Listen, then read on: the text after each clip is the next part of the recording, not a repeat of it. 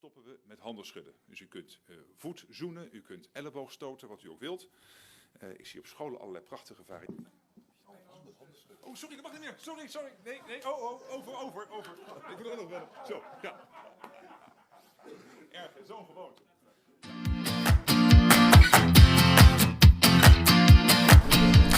Hey, good morning, you guys. Welcome to I Am Still Up. My name is Sonia Azad. I'm the health reporter here at WFAA. So we continue to follow the latest on the coronavirus, and a reminder to parents and students this morning. Alvarado ISD in Johnson County has called off classes for the entire district after someone in Alvarado Elementary North community was told to self-quarantine because of exposure to COVID-19. Now, the district sent out this tweet. Apparently, the exposure was at a doctor's office, we understand. So, once again, all campuses in Alvarado ISD are closed today, just a couple of days ahead of spring break. So, as you can see, schools and businesses taking this seriously. I've been talking to Dr. Phil Wong, Director of Dallas County Health and Human Services, this morning. Thank you so much for being here with us. Sure, my pleasure. So, I think, let's start with these two presumptive positive cases in Dallas County. What does that mean? Let's reiterate what presumptive positive means, and then also what are the next steps? Sure, and the presumptive positive, they tested positive in our local lab, so we are treating them as positives. We just officially need to get that confirmation from CDC, but essentially we are treating these as positive cases. And again, you guys, so that means that Dallas County has the opportunity to test. Right. Locally. Right. As of last Wednesday, we had the capability then of doing our own local testing, so we didn't have to send it off to CDC and could turn it around. But what's also great is end of last week and this week, a lot of the commercial labs now have the capacity for doing that, and so that's greatly increasing the number of tests that are available here in Dallas. We've gotten a lot of questions about the cost of these tests, and I know that there's also been some information about insurance companies stepping in. What is the latest around that? You know, I saw both the governor and I think the president made some statements about insurances needing to cover that. So that seems like they are making the efforts to make sure we don't want people who need to have the test to not be able to get the test. Sure. And when it comes to people who do need the test, what are you guys saying now? Because we've also gotten a lot of questions about, well, I may have a fever, I may have a cough. What is the likelihood that it's coronavirus versus the flu or something else? What are you all telling people are the symptoms really to be focused on, diligent about, and say, hey, I need this test? Yeah, certainly someone who has a fever, cough, shortness of breath, and has been in an area where there's known community spread, either one of the other countries, West Coast, Florida, New York. Some of those places certainly would be higher likelihood. But then also persons who have severe illness, respiratory compromise that are requiring hospitalization that have no other sort of known cause for why they're ill like that. I think this brings up a good point, because I just had a conversation yesterday at a gym who said, someone who said, well, I'm not really worried about this because I'm young and healthy. But the fact of the matter is, you guys, that this is a public health issue. So because I'm young and healthy, I can go out about my business, but I could still be a carrier of this virus, perhaps even sometimes without knowing it, right? And depending on who I'm around for long periods of time, if they're in a high-risk group, then I have the chance of harming them. Is that correct? Right. That is very important. But, it's an important point. The most serious illness and deaths have been largely in the persons who are older and have other chronic health conditions. But, there have been also some one-offs. The physician in China who was, I think, 34, Dr. Lee, who died. So it's not a guarantee, certainly. But then that other piece of it is if it spreads and someone has, if they're young, but they have other family members, grandparents, or in contact with other persons who are older, then that, it is a community really interest and public health concern. But right now, because we haven't had community spread in Dallas County, the likelihood of you even with some of these symptoms, having the flu is probably higher. Yeah, we still have high levels of flu activity in Dallas County. I think over 120 hospitalizations the last week we've reported. So it is more likely if you have those symptoms right now, it would be flu. And so it's not too late to get your flu shot. We still have flu shots available. So that's really important also to be doing. But then the other things, the preventive measures for flu are the same as for COVID-19. Wash your hands. Don't touch your eyes, nose, and mouth. Cough or sneeze into your sleeve. Stay home if you're sick. And trying to keep clean some of these surfaces that are frequently contacted. I know we've been getting a lot of questions about travel. You all have as well. What do you advise people, especially, it's spring break. People want to take their kiddos and do something fun for a week. What are your recommendations? There are definitely some countries that are with the recommendation no non-essential travel. And so those specific countries, no one should go. For other areas, of the country that have community spread, then those are other concerns that, I think people, well, certainly older persons with chronic health conditions should really, the recommendation, stay home, don't go to gatherings, don't travel, don't get on a cruise ship for those persons, definitely. And others have to, do their own risk assessment. Something if you want to go to visit your dying parent, that's a different situation maybe than something that's less important. But part of the other considerations is that this situation is evolving and changing every day. So some new countries get on the list of restricted travel, and that people might certainly have to be quarantined for 14 days, quite possibly upon return or trying to return. Yeah, that has been top of mind for me.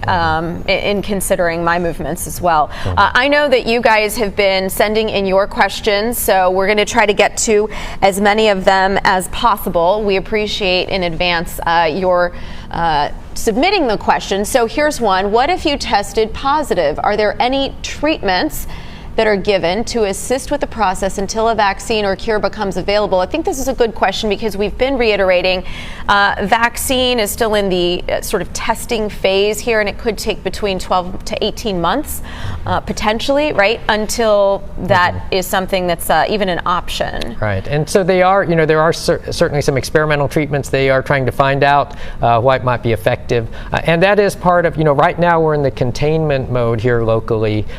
We do not have evidence of community spread, so we're trying to follow up on any case suspect case that we have, test them, and then interview contacts and do the contact investigations and contain it if we have it. And so all of this is buying us more time so that to try to prevent community spread as long as we can, and so gives more researchers more time to develop perhaps an effective treatment, or for the vaccine to come online, those sorts of things. And for those of you who didn't hear this on Daybreak, you might wake up and go, oh, wait a second, we've got this second case related to the first case in Dallas County. How is that not community spread? And there's a difference between close contact and casual contact. Can we reiterate that for folks who are just now joining us? Sure. Close contact is someone who has spent a significant period of time within 6 feet approximately of the individual. It's like a family member, caregiver, or it could be someone in a waiting room with someone who's been diagnosed with COVID, or someone who is exposed to like the secretions that gets coughed on by someone who's a confirmed positive. Okay, and I think that's a good distinction to make when trying to understand how this spreads. And the other thing is, the cases that we have a travel history, significant travel history, so that then came and were visiting. Okay. All right. So our next question, thank you for that question, by the way. How do you know the difference between just being sick and having the coronavirus? I mean, I think similarly to what we've talked about, these symptoms, and I've read and heard that the shortness of breath piece in this is what makes it a little bit different. That's one of the things, but then also, having some of the, one of the definitions is then having no other explanation. So, again, right now would be much more likely if you have that symptoms and we've just been around in Dallas that you have the flu. Or some other similar illness. And so, your physician will test for some of these other things, and if that diagnosis is made, then that's more likely what you have. And one of the questions around this that we've been getting is, how do I know you know, I have some of these symptoms or all of these symptoms. Now what do I do? And we say, call your doctor first. Right. Talk to your doctor, and also tell them your situation, and if you do need to come in, so that they can prepare to receive you, and put a mask on you, on the person, if anyone who has symptoms immediately, and do the proper infection control. And mask on you if you are ill. No mask if you're healthy. Right. Do we need to reiterate why? Why not? Yeah, again, and the Surgeon General just made a statement about that last week. We don't need to have people just, who are healthy walking around with masks in the community. But persons who are ill, the masks are helpful to prevent when they cough or sneeze, spreading the sick droplets. Also, now some caregivers, family caregivers of a person who's ill, then it's also helpful to have the mask, but you don't need to be walking around with the mask. When we talk about underlying health conditions or at risk, that includes anyone with diabetes, heart disease, cancer, COPD, cancer, emphysema, I think a lot of respiratory illnesses, right? So, or anything immunosuppressive. Right. Is that correct? Okay. All right. What's our next question, Christina? All right. Once you've been diagnosed with COVID-19, how long can you expect to be contagious? How long is the average recovery until going back out into the public? So, again, we're learning more and more about COVID-19, and so there's more research being done on that. And there's also a spectrum of illness. 80% of people who have infection are actually very mild symptoms, another 15% more severe, and then 5% critical.